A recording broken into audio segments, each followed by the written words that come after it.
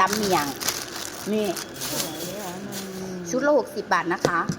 เป็นตำเมี่ยงอะไรนะเขาเอ่ยว่าตำเมี่ยงยังพ่อบอกบ่เมียนอันนั้นตำมะฮุง ตำเมียงนากรุงไทย นาตำเมี่ยงหน้ากรุงไทยนะคะจังหวัดอุบลราชธานีเขาแถมผักมาพร้อมนะคะ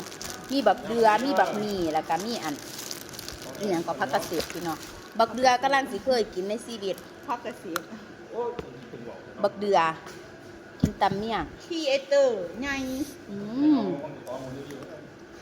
โอ้ยถ่ายดู เนี่ย มีน้ำแล้ว ตำเมี่ยงหน้ากรุงไทย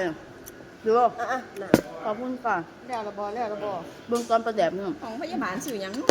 สีประแดบใช่ไหม ำน่าจะครบน่าจะเกิน เนี่ยพี่นี่แหละพี่ว่าพี่จะลองไปกินอยู่บางคอบอประแดบ แต่มันแสบได้กินอยู่ร้านนะ เอาเขา กิน ไม่ อ ได้ ยู่ร้าน ข่าว นะ สอง แสบ โอ้ยนะไปเย็นเดี๋ยวจะเปล่า